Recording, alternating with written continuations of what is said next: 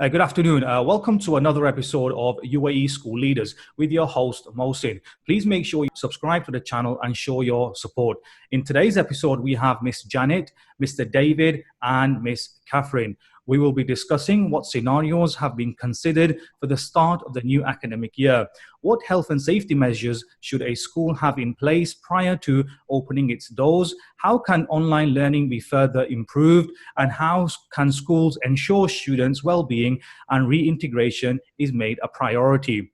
The new academic year will bring many challenges as there are many uncertainties that are out of our control as we are waiting for government guidelines. So let me start by asking Miss Janet, what scenarios have been considered in your school for the start of the next academic year? Thank you, Mohsin. Very nice to be here, and nice to meet you, Catherine and David. So at my school, as school principal, we've got a lot of responsibility, and right now there's a lot of uncertainty, like you mentioned, about how we will reopen, hopefully, and carry on. So we're actually considering 5 different scenarios at the moment, and they include full face-to-face, half-day in-school, half-day distance, alternate day attendance, full distance, and an on-demand model. And if I can just expand on the on-demand model, my school is a brand new school, and we don't have a full occupancy at this moment. So we actually have the opportunity to offer a full face-to-face opportunity while respecting social distancing. So from our perspective, that's actually very exciting. We are a relatively new school, and there are some unoccupied classrooms. And I think that's quite a benefit at the moment, so we can utilise the space to its maximum in order to socially distance.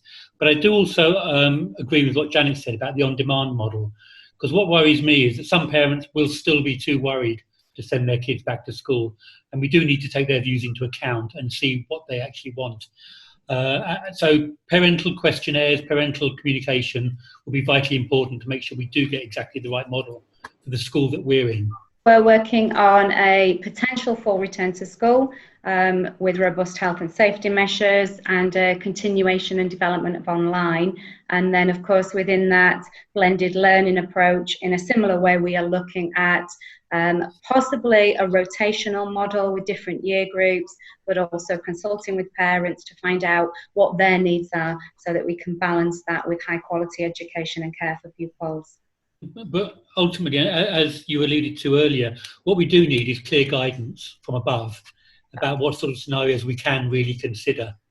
Because we know what the different options are. We know there's full distance learning, we know there's full in school and everything in between. But what we really need is to have the parameters set that we can really start to work to a really solid model. Okay, great. Thank you so much there. So Mr. David, what are the key areas of development in further improving this distance learning model? A couple of things I've been thinking about recently. I mean, I think we've done a reasonable job in our school in terms of getting the day-to-day lessons sorted. What is still worrying me is that underlying, obviously in the younger age groups, we have particularly the socialisation issues and the development of motor skills, all those sorts of issues, which are very hard to do on distance learning. So we need to find some sort of solution for that. But almost more than that, maybe, is the mental health issues that we need to start to address. If distance learning continues for a long period of time, then we do need to start to really proactively think about what these issues are, what we can do about it, and what that would look like for all schools. Yeah, in the later stages of our online learning program, we've been really focusing on collaborative approaches because that was a challenge initially. So that's definitely something we wish to pursue. Similarly to David, we've been thinking very carefully about social opportunities and community ethos and to support that mental health concern around a long, prolonged remote learning approach. And we also want to look really, really carefully at our data now that we've assessed our pupils to see who is achieving well and making progress through online learning and which pupils might need greater intervention, more support and more bespoke opportunities for personalised learning to really achieve their potential through this model. We've got, of course, as other schools in the UAE, population of English language learners, also students with special educational needs that have really been on my mind during this time. And not only that, but also the well-being needs of my team. You know, we went, I'm working for a school within the regulator of ADEC, and we went from full face-to-face to full distance education in 2 weeks. And so, you know, that in itself is a feat of heroics. But the demands that have been put on my team have been quite large, actually, and I'm very proud of the fact of how they've responded. But at the same time, it doesn't negate the fact that well-being and their well-being overall in the long term is also a significant factor that has to be considered in this. So, Miss Catherine, what health and safety measures should a school have in place prior to opening its doors? I think building on what David said, we are still waiting for as that situation develops and unfolds and we get that clearer guidance. But certainly we know that we'll be continuing rigorous hygiene measures across the site that we currently have in place. We certainly expect to be looking at levels of appropriate distancing, numbers in classrooms and community areas. We'll be reviewing potentially the use of masks, hand gel. We definitely want to be focusing on monitoring the health of pupils and staff and ensuring that we've got some really swift reporting systems and we can respond quickly to any symptoms. We're currently looking at opportunities to use resources, potentially assigning to individuals and looking at restricting sharing of items across classes and across teachers. Movement is going to be a major consideration around the school. We may put into place colour-coded systems to support pupils, ensuring that we're not overcrowding any areas and that pupils have full access to the facilities that they need. But it is good, I think, that, you know, Janet said we were thrust into online learning really quickly. There was very little time for pre-planning. So at least that is a real positive that we have this time now. We can put those measures into place. We come into line with any guidance that that authorities are able to share. And I think our communities really do need that much needed reassurance and peace of mind about those safe measures that will be in place on return. I'm in full agreement and support of exactly what Catherine's talked about. And, you know, it even goes beyond that. Schools historically are places of meeting and gathering and welcoming. And, you know, quite often we'll have gatherings where parents come in or community members. And I think those days as we knew them are probably past, you know, with the impact of COVID-19. And I think in agreement with David and Catherine, how we move forward will definitely need to be supported by the health units, by the ministry, by our regulators, so that we can be clear about what really is expected. Just a couple of things I would add. If there are any students or members of staff or members of the school community who maybe have underlying health conditions, we should know about those, I think. We should be able to do an assessment to find out if any of our staff maybe have had respiratory illnesses in the past, or if they feel vulnerable, or if they're nervous, or whatever. And then, of course, I will always go back to the mental health issues that some students may have suffered loss, they may have suffered all the other things we would associate with isolation, but also teachers as well, staff, the wider community. Are there any mental health issues from being isolated, from being away from their families during this vital time? I mean, I'm away from my daughters, and they're in the country that probably has the highest rate of infection per head. And, you know, I'm feeling helpless, you know, and it's, those sorts of things do provide stress, don't they? And the fact that you isolate and you can't just sit and have a face-to-face with someone and say, oh, I'm really stressed out because of this. You know, I'm sure I'm not the only one that thinks that. So how should schools ensure that student well-being and reintegration is made a priority there, Ms. Janet? So I've been doing research into this just to be able to be prepared as a school leader. And one of the people that I've been researching is Pasi Sahlberg, and he's a professor down at the University of South Wales in Australia. And he's from Finland, and he's talking about focus being on play, on involvement and engagement in the school community, and from my perspective, also the value of the family as an extension of the school. You know, this is an unprecedented time in terms of how we've engaged parents and how we've involved them with their children's learning, and I think the bigger picture really is where we should be putting our focus. This is an absolute key plank, and it's at the heart of everything schools will be doing. We're adapting timetables because I think we are going to need a lot of time. We cannot rush into things quickly. Pupils are going to need to rebuild friendships in whatever way that we are able to do, and rebuild relationships. We're going to need some time to reflect, and some pupils and staff will need some closure on some of the events that have happened during this period. And we need to celebrate too. We've had such a big ask of the whole community, parents, pupils, staff. We really haven't had time to come together to celebrate those achievements and, you know, really build on those things that we have been able to achieve. I think that pupils will need lots of reassurances after that about learning. We've asked them to move from an in-school learning environment to a home learning environment, and then to move back again is going to take a lot of adaptability, a lot of resilience, and they will need some support. We are reviewing the curriculum to ensure that there's lots of consolidation, lots of play, and lots of fun, so that that confidence in learning in that context can be rebuilt.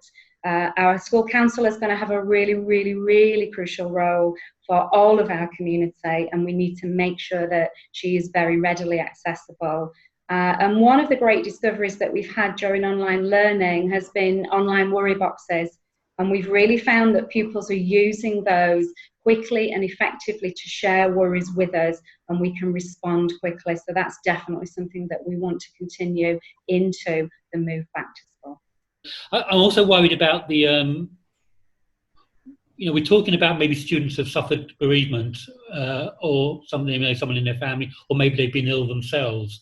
But there's also other levels of vulnerability, I think, where I think, for example, UNESCO raises the point that the more time some children, students, young people spend at home, the more vulnerable they are to at-risk behaviours, whether that's online or within their own families or in their local communities.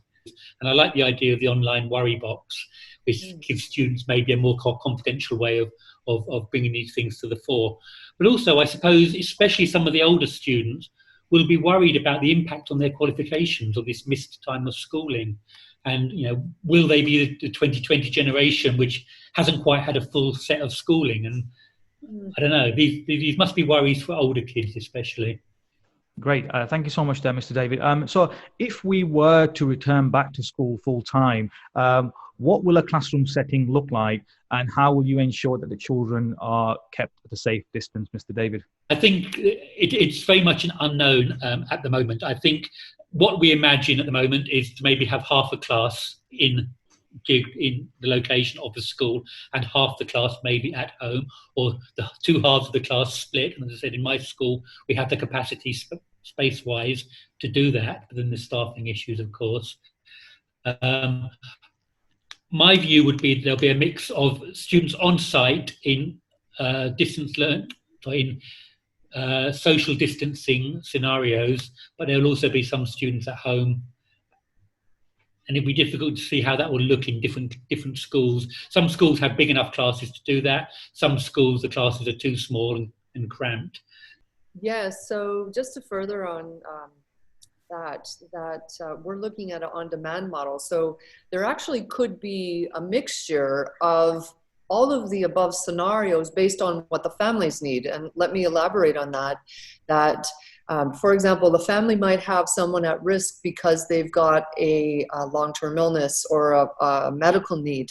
So maybe the children have to stay home. Or, for example, a lot of our population, the parents are professionals who are working in hospitals as doctors or nurses. Then they're constantly exposed to different things. So there might be the time when the need changes from one model to another based on what's happening with the family.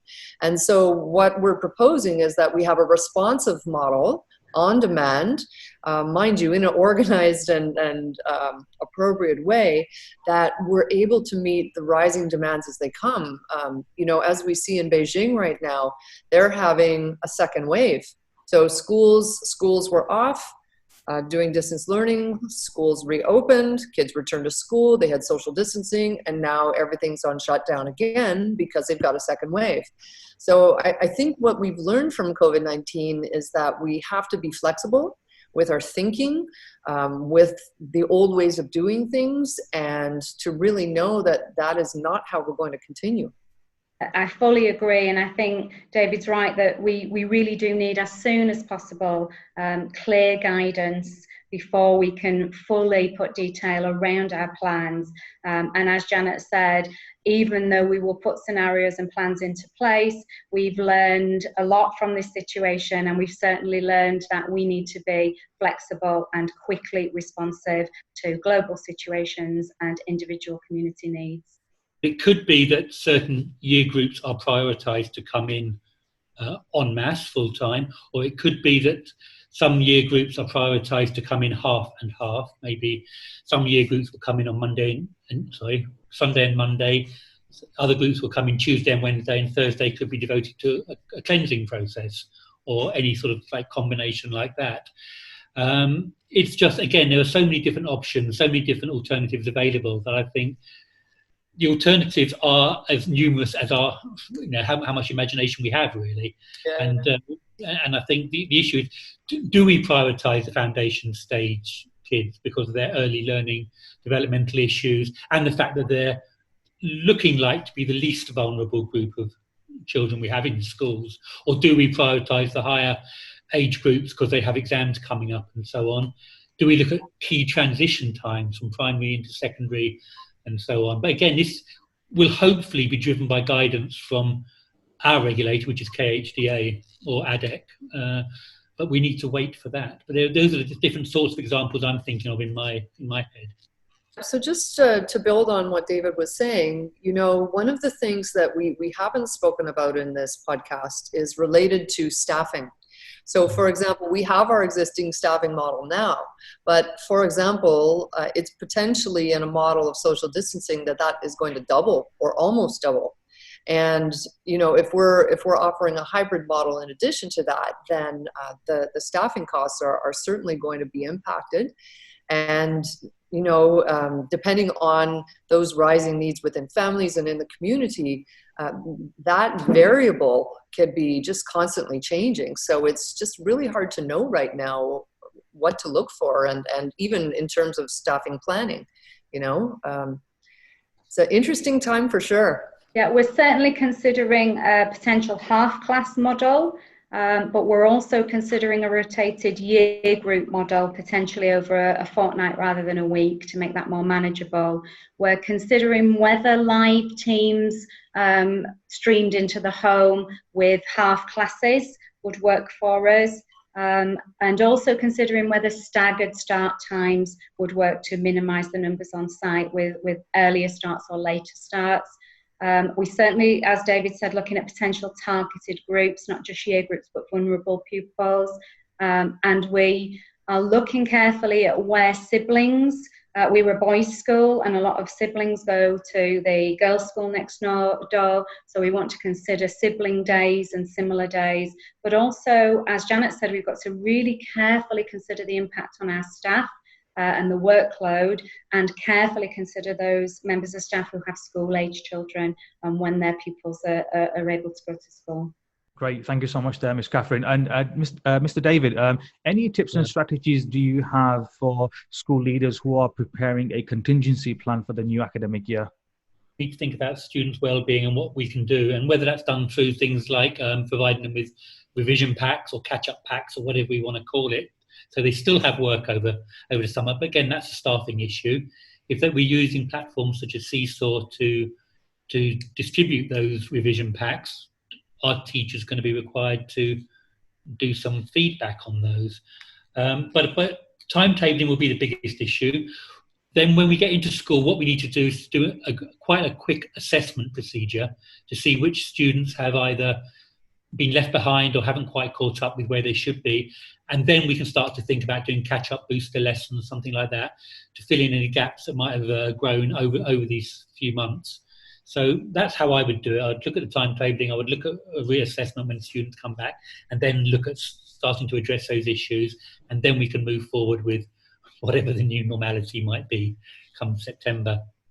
Just to add to what David was saying, we've got a number of working families. Both parents are working, and what that's done is it's created some situations where children are either isolated or in a vacuum, or that their learning has significantly been impacted as compared to other children. So I think that very careful handling and identification of those children that might be at risk is really important as we continue on. And then, of course, whatever the model will be, that we're able to continue to support them and address all of the needs that come with that. I would just simply say to people that there's a lot of support out there. It's great to be part of the UAE School Leaders Network. And I just urge people, reach out, share together. We know it's a competitive school market here, but this is a very different situation. People are genuinely in it together. There's so much goodwill, so much sharing. So reach out, join in, and take part in these crucial discussions that are going to ensure a healthy and happy return to school for us all. Parents are scared, aren't they? Because there's a lot of rumours around the education community in Dubai, for sure, that some schools are going to close, and one or two schools already started to intimate that they will not open in September. So parents are going to be very worried, aren't they, about what September will look like for their kids, suddenly having to find a new school, suddenly worried about whether there will be enough places for them, and all that uncertainty on top of everything else. So it'll be, what we need to hear from schools is some certainty about their future as soon as they can give it. And I think that's, it's going to be a big worry. But again, to support that certainty, it would help to have some guidance about what we should be doing to get to September in terms of investment and so on. Because if staffing has to double, that will cause massive issues, obviously, for investors. So thank you to our lovely guests for joining me today. It was an absolute pleasure. Please make sure you like this video, share and subscribe. And until next time, goodbye.